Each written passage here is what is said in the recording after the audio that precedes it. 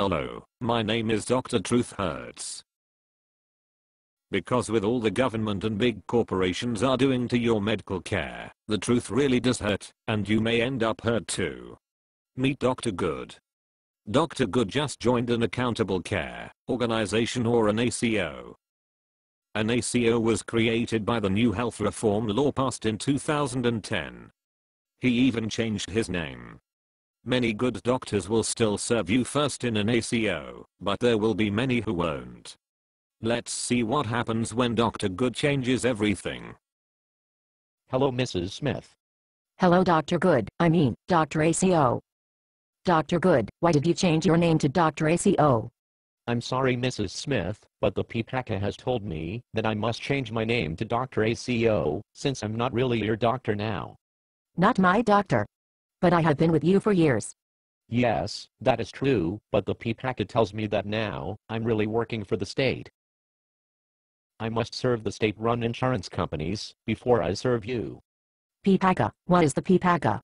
The PPACA is the Obamacare that is going to change the way I practice medicine. Nancy Pelosi said we would learn what was in Obamacare once she passed the bill, and then she would read it too. But you have been my doctor for years, and I like the way you practice medicine. I don't care about the PPACA. Yes, but the third-party payers think I need to be more efficient by spending less money on you. That's what PPACA and Obamacare are all about. But what if I need you to spend money on my medical care? When I was Dr. Good, I would spend money on you. But, now, as Dr. ACO, it is best that I spend money only if the third-party payer lets me. The third-party payer? Yes, the third-party payer is your nationalized health insurance company that is now run by the government. The third-party payer and the government have forced me to join an ACO. I am so sorry, Dr. Good. Dr. Good is dead now. I'm Dr. ACO. Why are you called ACO? Because I'm now an accountable care organization, and under Section 3022 of the PPACA I will be rewarded if I follow the best practices created and approved by the Secretary of Health and Human Services. As Dr. ACO, I'm accountable. So, are these best practices the best ones for me? According to paragraph 3, subsection A, line 3 of Section 3022 of the PPACA, these best practices are the ones that the Secretary shall determine are appropriate. Did the Secretary of Health and Human Services go to medical school? No. Have you discussed my medical care with the Secretary? No. Did you help write these best practices?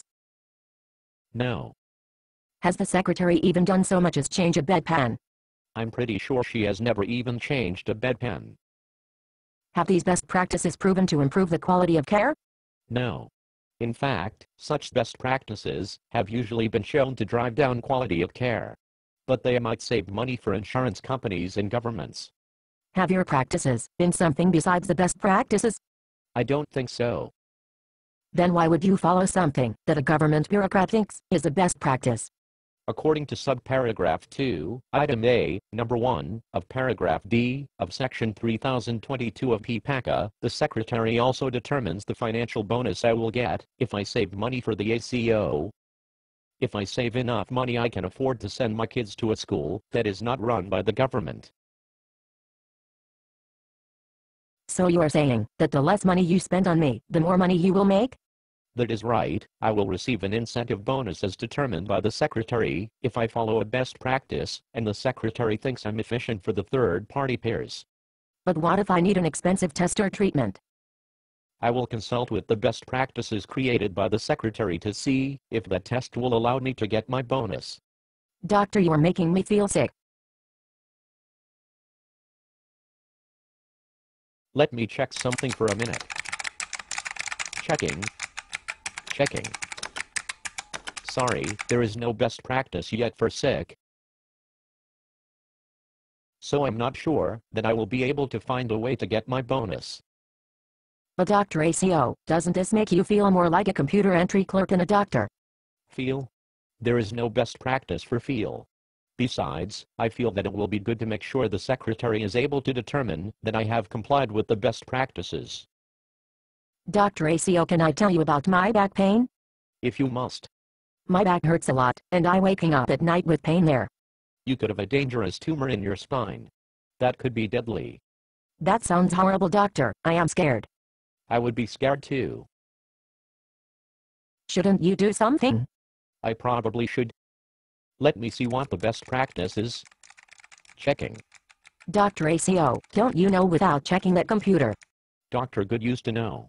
But as Dr. ACO, I have discovered that the secretary has the best practice that will get me my bonus. Doctor, couldn't you just do what you think is best and not get the bonus if it is different than what the secretary wants? Well, what does the computer say? The computer says that back pain is a common problem and that you have little to worry about. But why did you think there could be a tumor?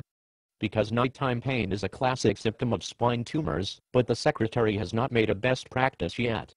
Should I have an MRI? An MRI is a very expensive test and the best practice says I should wait about 2 months before ordering one, because it is on the list targeted for efficiency by the National Center for Quality Assurance. What happens if I wait that long? You might end up being paralyzed. What? Get the MRI. But the best practice says I should wait 2 months, unless I explain why I have deviated from the best practice. Then just explain it to the secretary. But then I would have to fill out numerous forms on the computer and this will also change my efficiency profile. I know you don't want me to have to go through that. Dr. ACO, just who are you accountable to? Isn't it obvious? I'm accountable to the Secretary of Health and Human Services. All of these 159 new federal agencies created by PPACA. Doctor, I think we are going to have to end our relationship. That is okay, because all the other doctors are in the same ACO, so they will save money for our ACO and I will also get a bonus. Besides, according to subparagraph C of Section 1899, amending Title 18, through Section 3022 of PPACA, you have been assigned to this ACO and can't leave. Doctor, my legs are starting to get numb. Just a minute. Checking. Checking. Checking. The secretary says that leg numbness could be a sign of cancer in your spine. It would be most efficient if we gave you a phone number for end-of-life counseling so that you could accept your reality. Accept my reality? Yes, the complete live system of Zeke, Emmanuel, says that the most efficient use of resources is definitely to give you the phone number for end-of-life counseling so you may accept your reality. This can't be right. Wait, you are right, there is one more thing. You have been mandated to purchase the nationalized health insurance until you come to the end of your natural life. Fortunately, you won't have to pay that for too long. Well, there you go. If this is the kind of healthcare you want, do nothing.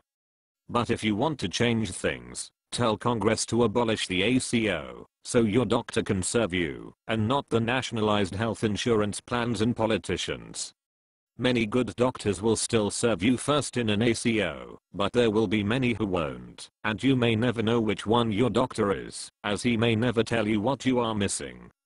This is Dr. Truth Hurts, saying, stay healthy and remember, sometimes the truth really does hurt.